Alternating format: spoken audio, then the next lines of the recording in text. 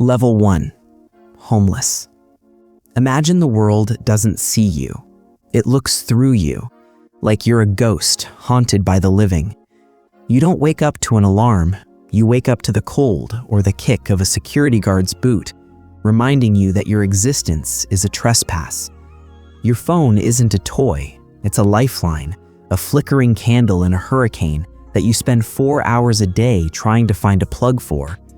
You learn the geography of rejection, which bathrooms are customers only, and which parks have benches designed to keep you from lying down. Hygiene is a luxury. You scrub your skin with a wet paper towel in a library bathroom, praying the person in the next stall doesn't smell your desperation. You become a master of the gray man theory, trying to be visible enough for $1, but invisible enough to stay safe. The wall of paper is your greatest enemy. You can't get a job without an ID, can't get an ID without an address, and can't get an address without a job. Sleep isn't rest, it's a tactical maneuver where you hide your boots so they aren't stolen while you drift into a light, terrified slumber. Level 2. Deep poverty. You have a roof, but the roof is a cage, a week-to-week rental where the air smells like damp carpet and old grease. Your brain becomes a high-speed calculator, weighing the cost of a gallon of milk against 3 extra bus passes. Time is your most expensive currency.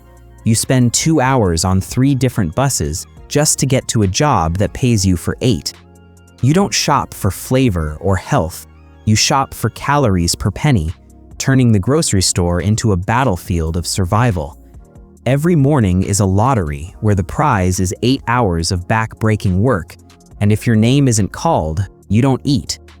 You become a duct tape engineer, fixing your life with glue and prayers because a $100 plumber might as well be a $1 million surgeon. The stress isn't a feeling, it's a physical weight in your chest that never leaves, even when you're sleeping. Level 3. Working poor. Welcome to the middle of the bottom, where you make too much for help, but not enough to actually live. You are the engine of the world, working the shifts nobody wants, standing until your arches collapse for a thank you for your service and a paycheck that disappears in an hour. A check engine light isn't a warning, it's a death sentence for your savings account. You try to hustle your way out, taking online courses at 2 a.m., but your brain is so tired the words just slide off your memory. You are a pass-through entity. The money enters your bank account on Friday and is distributed to the utility company and the landlord by Saturday morning. You wear the uniform of stability, a clean shirt and a fake smile, while your bank balance sits at exactly $4.12. Level 4. Lower middle class. This is the safe zone, or so they tell you. For the first time, you aren't drowning, you're just treading water in the middle of the ocean. Your life is governed by the schedule, 9 to 5, Monday to Friday, punctuated by the glorious, terrifying arrival of the bi-weekly direct deposit. You find peace in the bulk buy. There is a deep psychological comfort in knowing you have enough soap to last until next year. You've started playing the long game, putting 3% of your soul into a retirement fund you hope you'll be alive to use in 40 years. Leisure is earned, not given. A Saturday afternoon without a side hustle feels like a victory you shouldn't tell anyone about. You realize your most valuable asset isn't your cash, it's your reputation with the banks. Level 5. Middle class. You've reached the green zone. You aren't just surviving the world, you finally built a small corner of it that belongs to you. Your check engine light is no longer a panic attack. It's just a Tuesday afternoon appointment at a dealership where they give you a free loaner car. You've traded time for money, for planning for peace. But you realize your calendar is a different kind of boss, one that never lets you stay still. This is where the Joneses live, the invisible race where you spend money you haven't earned yet to impress people you don't actually like. Your biggest struggle is no longer what will I eat, but what will I watch, a luxury that carries its own kind of numbness. Level 6, upper middle class. Welcome to the performance phase, where your paycheck is massive, but your presence is mandatory. You don't go to work, you are the work. You've reached a level where your mistakes don't just cost money, they cost reputations and jobs. You've started buying time, paying someone to mow the grass, clean the house, and cook the meals so you can spend more time working to pay for them. You're a platinum member of everything, yet you feel like a guest in your own home, always 24 hours away from the next flight. You realize if you stop running, the whole machine collapses. You aren't rich yet, you're just a very expensive engine. Level 7, the millionaire. This is the breakout. For the first time in your life, the money makes more money than you do. You stop buying status and start buying silence.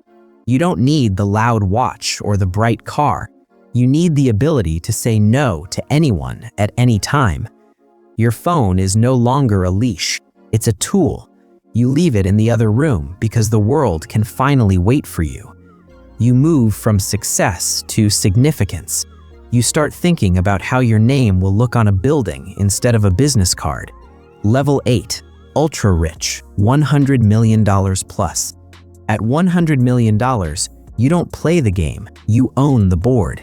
Your decisions now move markets, change laws, and shift the lives of thousands. Travel isn't an event, it's a logistics exercise. You move across the planet like a chess piece, arriving exactly when the doors open. You don't chase deals, you chase people. You invest in the future because you have enough of the present. Your greatest fear isn't losing money, it's losing time. You spend millions on the best healthcare, trying to buy back the years you spent building the fortune. Level 9, billionaire. The final level. You have reached the end of the world.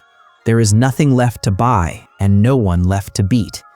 You are a nation-state of one. Your net worth is higher than the GDP of entire countries.